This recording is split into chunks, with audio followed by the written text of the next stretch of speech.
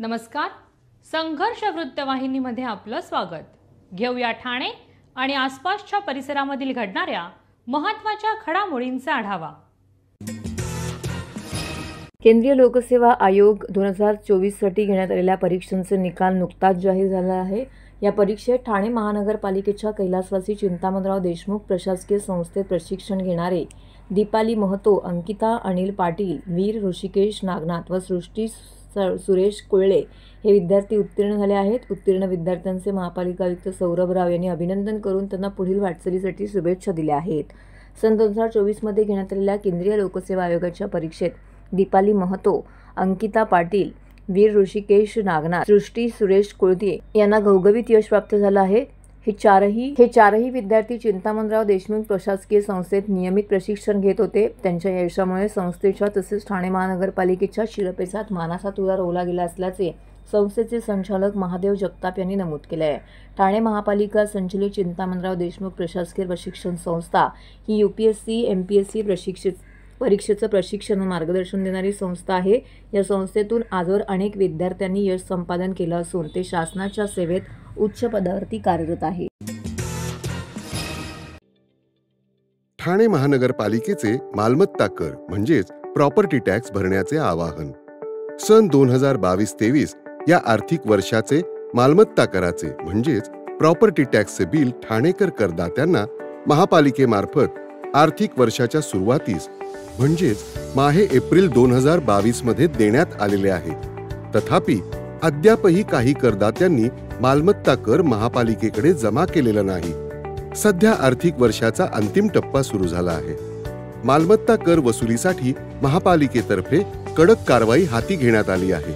या अंतर्गत जंगम मालमत्ता, टीव्ही, फ्रीज, वाहन व इतर जप्त करणे तसेच स्थावर मालमत्ता वॉरंट बजावून जप्त करण्यात येत असून मालमत्तेचा जाहीर विक्रीद्वारे लिलाव करून कराची रक्कम वसूल करण्यात येत आहे.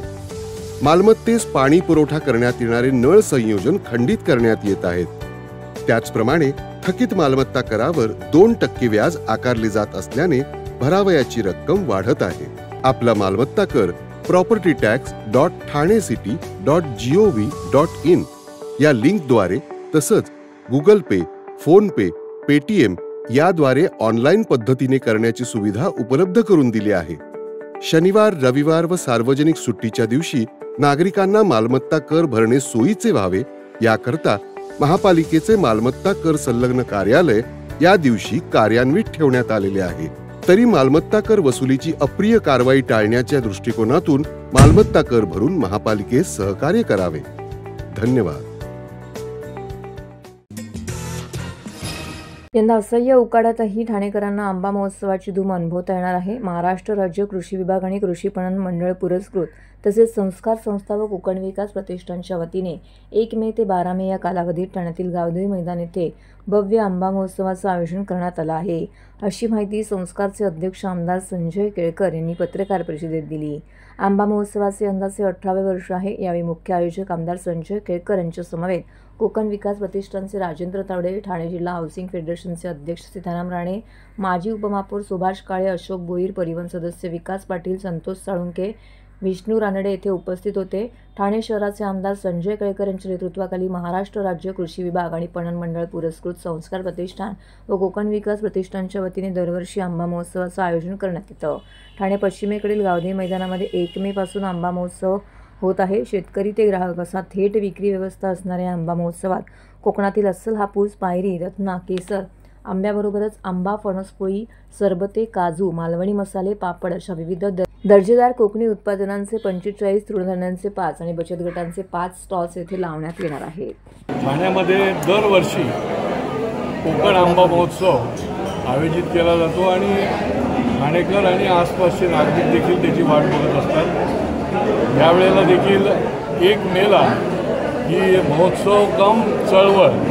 शेवटी हा महोत्सव म्हणजे आंबा उत्पादक शेतकरी आणि ग्राहक यांचा मेळा आहे आणि त्यामुळे याही वर्षी 1 मेला 4 वाजता याचं उद्घाटन होणार आहे. 12 दिवस हा आंबा महोत्सव सुरू राहणार आहे. आंबा उत्पादक शेतकरी हे या ठिकाणी येतील. याच्याबरोबरच जो आम्ही हा महोत्सव आहे तो पणन, कृषी शासनाच्या सहाय्याने हा आम्ही घेतलेला आहे. याचं 18वं वर्ष आहे. याच्याबरोबरच आम्ही 5 स्टॉल जे आहेत ते मिलेटचे पण ठेवलेले आहेत. कारण की मिलेट्सचं महत्त्व हे अत्यंत लोकांमध्ये मुरलेलं आहे आणि त्याच्याकरता त्यांना या मिलेटची आम्ही जे 5 स्टॉल ठेवले, 5 स्टॉल जे आहेत ते या महिला बचत गटाला देखील आम्ही ठेवलेले आहेत. मी दरवर्षी लोक आम्हाला प्रतिसाद देतात या चळवळीला, कारण की ही शेवटी ग्राहक राजासाठी दर्जेदार आंबा देखील मिळाला पाहिजे आणि तो देखील थेट कुठलीही प्रक्रिया न करता, पावडर न लावता, केमिकल न वापरता थेट शेतकऱ्याच्या शेतातून या ठिकाणी मिळाला पाहिजे. आणि तो दर्जा आणि विश्वसनीयता असल्यामुळे या आंबा उत्पादक शेतकऱ्यांना मोठा प्रतिसाद आजपर्यंत दिलेला आहे. 1 मेला याची सुरुवात आहे. मी सर्व ग्राहकांना, रहिवाशांना आवाहन करेन की आपण अवश्य या चळवळीमध्ये सहभागी व्हा, शेतकऱ्यांना ताकद द्या आणि आंबा उत्पादकांना देखील या माध्यमातून भरघोस अशा प्रकारे नैसर्गिक स्रोतांमधून सतत निर्माण होणारी आणि कधीही न संपणारी तसेच परिवर्तित न होणारी ऊर्जा म्हणजे अक्षय ऊर्जा. ही ऊर्जा पर्यावरणपूरक असून ती प्रदूषण निर्माण करत नाही. सतत मिळणारी शाश्वत आणि पर्यावरणस्नेही अशा अक्षय ऊर्जा असून तिचा वापर हा आवश्यकतेप्रमाणे करणे हे काळाची गरज असल्याचं फाउंडेशन फॉर इंटरडिसिप्लिनरी रिसर्चचे संस्थापक विश्वस्त शरद पुस्तके यांनी नमूद केलं. 22 एप्रिल हा जागतिक वसुंधरा दिन आहे. ठाणे महानगरपालिकेने विचारमंथन व्याख्यानमालेअंतर्गत अक्षय ऊर्जा व संवर्धन या विषयावरती व्याख्यानमालेचं आयोजन केलं होतं. या व्याख्यानमालेचे 16वे पुष्प शरद पुस्तके यांनी गुंफले. या कार्यक्रमास अतिरिक्त आयुक्त प्रशांत रोडे, उपायुक्त उमेश बिरारी, महापालिकेच्या मुख्य पर्यावरण अधिकारी मनीषा प्रधान यांच्यासह महापालिकेचे अधिकारी, कर्मचारी व ठाणे शहरातील नागरिक येथे उपस्थित होते. अक्षय म्हणजे न संपणारी आणि ऊर्जा म्हणजे शक्ती आणि वेळ. कमीत कमी ऊर्जा संसाधने वापरून जास्तीत जास्त उत्पादन किंवा परिणाम मिळवणे आपल्या पर्यावरणाच्या संवर्धनाबरोबरच भविष्यातील ऊर्जा गरजांची पूर्तता करण्यासाठी आवश्यक असल्याचं शरद पुस्तके यांनी यावेळी नमूद केलं. हे सर्टिफिकेट आहे. अक्षय ऊर्जा हा जो विषय आहे त्याला अक्षय का म्हणतात हा एक मोठा प्रश्न आहे. कारण अशी ऊर्जा ज्या ऊर्जेला आपण अक्षयच मानतो, कारण ती परिभाषाच अशी आहे की ऊर्जा ही अक्षय असते, ती संपत नाही, ती परावर्तित करता येते पण तिला डिस्ट्रॉय करता येत नाही, तिला संपवता येत नाही, तिला क्रिएट पण करता येत नाही, म्हणजे ती अक्षयच आहे. पण अशी ऊर्जा मग आपल्यामध्ये आहे का? आपण इथून सुरू करू. दुसरा एक प्रश्न असा आहे की कोणतीही गोष्ट फुकटात मिळत नाही. हा एक माझ्या म्हणजे इंजिनियर झाल्यापासून आत्तापर्यंतच्या 50 वर्षाच्या अनुभवावरचं हे मला कळलेलं आहे की ऊर्जा ही फुकट मिळत नसते. तर कोणतीही गोष्ट फुकट मिळत नाही आणि ती मिळवण्यासाठी काहीतरी द्यावं लागतं. तर कोणतीही एनर्जी कोणत्याही फॉर्ममध्ये ट्रान्सफर करताना काहीतरी द्यावं लागतं, म्हणजे काहीतरी सोडून द्यावं लागतं. 100% ती वस्तू तुमच्या हातात येत नाही. मग हे 2 गोष्टीचा आपण विचार केला तर पुढचं सगळं गणित सोपं होतं. आता याचा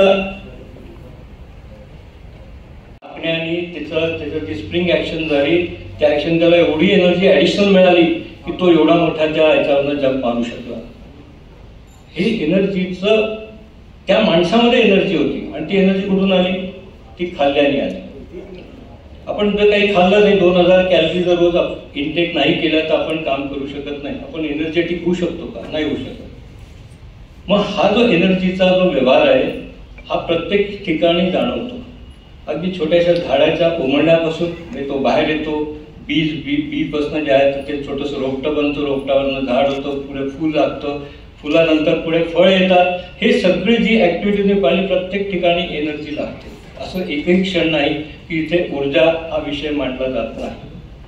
एक साधीशी गोष्ट घेऊ आपण की तुमच्या कार्य करण्याच्या क्षमतेमध्ये मोबाईलने काय उपयोग आहे, म्हणजे काय बेनिफिट मिळाला. म्हणजे आधीचा एक मला वाटतं की इथे SRA आणि क्लस्टरच्या नावाखाली आदिवासी पाडे उद्ध्वस्त करायचं काम सरकारच्या माध्यमातून सुरू आहे. सरकारच्या या धोरणाविरोधात ठाण्यातील आदिवासी बांधवांनी आक्रोश आंदोलन केलं. या सरकारचा निषेध करण्यासाठी ठाण्यातील आदिवासी बांधवांनी चिरागनगरहून जिल्हाधिकारी कार्यालयावरती हे आंदोलन केलं.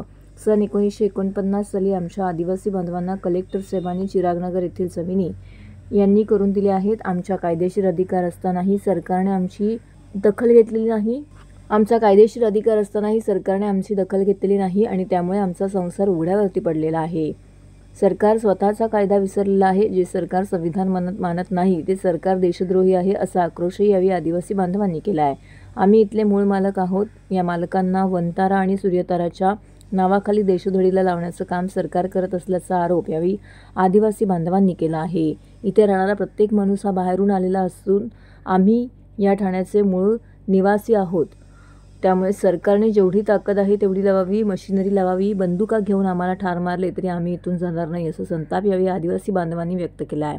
यावेळी आदिवासी एकता परिषद महाराष्ट्र राज्याचे सचिव डॉ. सुनील पराग यांनी पत्रकारांशी बोलताना याबाबतची अधिक माहिती दिली.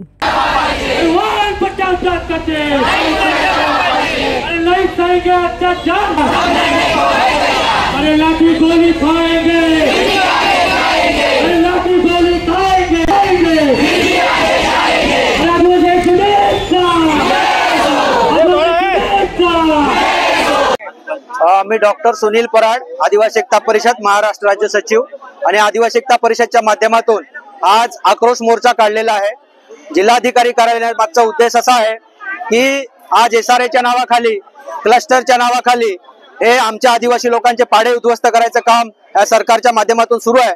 कालची जी कारवाई झालेली आहे 22 तारखेला चिरागनगर येथे 1949 साली आमच्या आदिवासी लोकांना कलेक्टर साहेबांनी ह्या ज्या जमिनी आहेत त्या येणे करून दिलेल्या आहेत. आमचा कायदेशीर अधिकार असताना कुठल्याही प्रकारची आमची दखल घेतलेली नाही आणि आज आमचा संसार उघड्यावर पडलेला आहे. त्याचबरोबर संजय गांधी नॅशनल पार्क मध्ये जो बेकायदेशीर सर्वे सुरू आहे, कारण त्याच्यामध्ये फॉरेस्टवाल्यांनी जे सांगितलेलं आहे की 1995 पासून जे अतिक्रमण धारक आहेत त्यांना आम्ही इथून हटवणार आहोत, परंतु हा सरकार कायदा विसरलेला आहे. जे आदिवासी लोक आहेत त्यांच्यासाठी ह्या देशामध्ये विशेष कायदा झाला FRA फॉरेस्ट जो काही कायदा आहे, वन हक्काचा कायदा आहे, त्याच्यामध्ये 2005-2006 पासून जेही आदिवासी लोक इथे राहतात त्यांच्यासाठी हा कायदा आहे. आणि अशा पद्धतीने बेकायदेशीर पद्धतीने आमच्या आदिवासी लोकांना इथे हटवून हे जे संजय गांधी नॅशनल पार्क आहे हे कुठल्या तरी बिल्डरला, मोठ्या कॉर्पोरेटला द्यायचा त्यांचा डाव आहे. वनमंत्र्यांचं स्टेटमेंट आहे, मी ऑफिशियली बोलतो, ज्या धर्तीवरती अंबानी साहेबांनी वनतारा बनवलेला आहे त्या धर्तीवरती हा संजय गांधी नॅशनल पार्क मध्ये सूर्यतारा बनवायचा आहे आणि इथल्या आदिवासी लोकांना देशोधडीला लावायचं आहे. प्रधानमंत्री आवास योजनेच्या नावाखाली आम्हाला इथून हाकलून लावायचा कार्यक्रम सरकारने हातामध्ये घेतलाय. आम्हाला वन हक्काचा कायदा आहे, सामूहिक वन हक्क आहे, वैयक्तिक वन हक्क आहे, असं सगळं असताना बेकायदेशीरपणे आमच्या घरामध्ये घुसून आमची परवानगी नसताना आमच्या घरामधला सर्वे सुरू आहे. तुमच्या घरामध्ये व्यक्ती किती आहे, तुमचं आधार कार्ड, पॅन कार्ड, तुमचं अकाउंट बुक हे लोक आमच्याकडे मागतायत आणि अशा बेकायदेशीरपणे हा सर्वे चालू आहे. आणि तुम्हाला आठवण करून देतो, हा थोडं तुम्ही पुढे गेल्यावरती एक तारपाची प्रतिकृती आहे, हे आमच्या आदिवासी लोकांचं प्रतीक आहे. आज ठाणे जिल्हा आदिवासींचा जिल्हा असताना आज आदिवासीचे जे पाडे आहेत तिथे मानपाडा असेल, पातळीपाडा असेल, वाघबीळ असेल किंवा इकडचे पाचवड असेल, हे आदिवासींचे पाडे आहेत आणि त्यांना इथून हाकलून लावण्याचं काम सरकारने हाती घेतलेलं आहे. आणि म्हणून ह्याचा निषेध करण्यासाठी, ह्याचा आक्रोश करण्यासाठी आणि ह्या ज्या काही कलेक्टर आहेत त्यांना विचारण्यासाठी, जाब विचारण्यासाठी आम्ही इथे आलो आणि कदापि आम्ही आमच्या जागेवरून हटणार नाही. तुमच्याकडे जे साधन असेल, जी मशिनरी असेल, तुमच्याकडे बंदुका असतील त्याच्या घेऊन या आणि आम्हाला जागेवर मारा, आम्ही इथून जाणार नाही. ही आमची जमीन आहे. आज ह्या जिल्ह्यामध्ये राहणारे लोक कुठून आले असतील, पण आदिवासी इथला मूळ निवासी आहे आणि त्याला देशोधडी लावायचं काम इथली शासन व्यवस्था करते. सरकार स्वतःचा कायदा विसरलेला आहे आणि मी हे सांगेन की सरकार संविधान मानत नाही म्हणजे ते सरकार देशद्रोही आहे. स्वतःहून त्याच्यावरती त्याने गुन्हे दाखल करून घेतले, अशी परिस्थिती निर्माण झाली. आणि आज SRAच्या नावाखाली, क्लस्टरच्या नावाखाली जे काय चाललंय त्यांचं वनतारा बनवायचंय, सूर्यतारा बनवायचंय, ह्याच्यामध्ये आदिवासींना देशोधडीला लावायचं काम सुरू केलेलं आहे. आणि आमची मूळ जमीन आहे, आम्ही इथले मालक आहोत आणि मालकाला ह्या पद्धतीने वागवलं जात आहे. सरकारने आदिवासींसाठी भरपूर कायदे केलेले आहेत. जसं 1971 ला आदिवासी जमीन नावावर करण्यासाठी सरकारी जमिनीवर अतिक्रमण असेल ते नावावर करू शकतो. 2022 ला मागेल त्याला घर, ते पण आदिवासीला जमीन नावावर करायचा अधिकार दिलेला आहे. असं असताना पण आम्हाला बेकायदेशीर ठरवून, आम्हाला इलिगल ठरवून इथून उठवायचं काम ह्यांनी सुरू केलेलं आहे. आणि त्याचा निषेध करण्यासाठी आज आदिवासी एकता परिषदच्या माध्यमातून हे जनआंदोलन सुरू केलेलं आहे. आजचं हे प्रतिकात्मक आहे. आज जे संसार उघड्यावर पडलेले आहेत त्याची जबाबदारी कोण घेणार आहे हे कलेक्टरला आम्ही विचारणार आहोत. जर कोणी जबाबदारी घेणार नसाल तर तुम्ही ह्या जिल्ह्याचे मायबाप आहे. आमची सर्व आदिवासी कुटुंब ह्या वस्तीला तुमच्या जिल्हाधिकारी कार्यालयामध्ये येऊन राहणार आहोत. आम्ही जाणार कुठे आहोत हे आमचा सवाल आहे आणि त्याच्यासाठी हा आमचा मोर्चा आहे की आमचं जे गारण आहे ते तुम्ही ऐकलं पाहिजे. तुम्ही जबाबदार व्यक्ती आहात आणि ह्या पद्धतीने आजचा हा मोर्चा आपण इथे काढलेला आहे. जिजाऊ शैक्षणिक व सामाजिक संस्था ठाणे शहर आणि पोलीस आयुक्तालय ठाणे शहर यांच्या संयुक्त विद्यमाने महाआरोग्य व नेत्र तपासणी शिबिर आयोजित करण्यात आलं होतं. या शिबिराचं उद्दिष्ट म्हणजे ठाणे शहर आयुक्तालय कार्यक्षेत्रात सर्व पोलीस अधिकारी व कर्मचारी तसेच त्यांच्या कुटुंबाकरिता आरोग्याची तपासणी व डोळ्यांची तपासणी करून आजाराचे योग्य निदान होऊन त्यावरती तात्काळ उपचार करावेत असा होता. आपल्या पोलीस बांधवांच्या कर्तव्याचे तास आणि त्यांच्यावर असलेला कामाचा भार पाहता त्यांच्या आरोग्याची काळजी घेणे हे देखील तितकंच महत्त्वाचं आहे. पोलीस हे समाजाचा अत्यंत महत्त्वाचा घटक आहे जो कायदा आणि सुव्यवस्था राखून सर्वसामान्यांचं जगणे सुकर करतोय. अहोरात्र बंदोबस्त आणि कर्तव्य बजावताना स्वतःच्या शरीराची व आरोग्याची हेळसांड होते. मात्र कर्तव्याला प्राथमिकता देऊन बाकी सर्व दुय्यम ठेवून हा पोलीस कार्यरत असतो आणि म्हणून जिजाऊ संस्था ठाणे शहर यांनी हा उपक्रम हाती घेतला. जिजाऊ संस्था ठाणे, पालघर तसेच कोकणातल्या 5ही जिल्ह्यांमध्ये आरोग्य शिबिर, रुग्णवाहिका आणि सर्व प्रकारच्या शस्त्रक्रिया मोफत उपचार पुरवते. म्हणून पोलीस दलाप्रती कृतज्ञता व्यक्त करण्याकरिता हे महाआरोग्य शिबिर आणि डोळे तपासणी पोलीस व त्यांच्या कुटुंबासाठी आयोजित करण्यात आले होते. यावेळी हजारो पोलीस बांधवांनी या शिबिराचा लाभ घेतला. कामगार नेते राजाराम साळवी यांच्या अध्यक्षतेखाली एक बैठक पार पडली. कामगार एकता जिंदाबादच्या जोरावरती घोषणांनी संपूर्ण परिसर या बैठकीदरम्यान दणाणून गेला होता. कामगारांच्या एकजुटीने प्रशासनाला स्पष्ट संदेश दिला आहे की अन्यायाविरोधात हा लढा निर्णायक ठरेल. या सभेमध्ये राहुल साळवी, मेघनाथ पाटील, कैलास पाटील, मंगेश शेलार, संजय फुलोरे, नारायण अदांडे, चंद्रकांत ठाणकर, विजय जोशी, दत्ता भोईर, दीपक शेलार, अंबरनाथ म्हात्रे यांसह अनेक प्रमुख कामगार नेते, प्रतिनिधी आणि शेकडो कामगार मोठ्या संख्येने येथे उपस्थित होते. सभेत बोलताना राजाराम साळवी बोलले की नेत्यांनी कंपनी प्रशासनाच्या मनमानी कारभारावरती तीव्र शब्दामध्ये टीका केली. स्मशानभूमीत घेण्यात आलेली निवडणूक ही अवैध आहे. ज्या ठिकाणी मुर्दे जाळले जातात तिथेही निवडणूक घेऊन कंपनीने लोकशाही जाळली आहे. बॅलेट पेपरवरती निवडणूक घेण्याऐवजी बंद दरवाजामागे निवडणूक लादण्यात आली, अशी संतप्त प्रतिक्रिया यावेळी व्यक्त करण्यात आली. रेऑन वर्कर्स युनियनच्या अवैध निवडणुकीच्या विरोधात कामगारांनी कंपनी प्रशासनाचा तीव्र निषेध व्यक्त करत सेंच्युरी रेऑन कंपनीच्या समोर भव्य अशी मीटिंग इथे आयोजित केली होती. त्या बैठकीदरम्यान ते बोलत होते.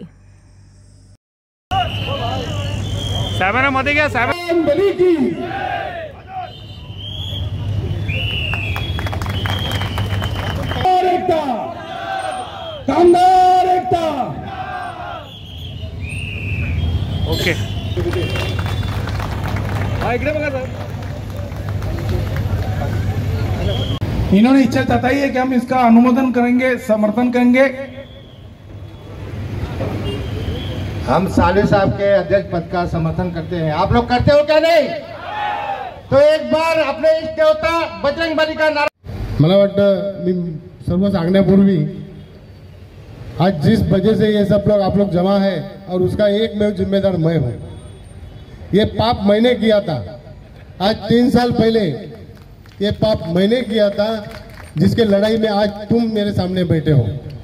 लेकिन दोस्तों हे चित्र आज दिसतं, लोक रस्त्यावर आलेले आहेत. त्याला कारण तेच आहे की संघर्ष समितीला ते पटत नाही की जी इलेक्शनच झाली नाही ती जर डिक्लरेशन करत स्मशानभूमी पाहिजे का?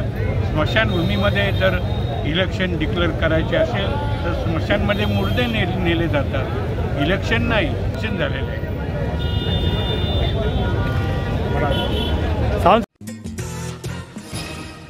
तर हे होतं संघर्ष वृत्तवाहिनीचं आजचं बातमीपत्र. उद्या पुन्हा भेटू याच वेळी याच ठिकाणी ताज्या घडामोडींसह. तोपर्यंत नमस्कार.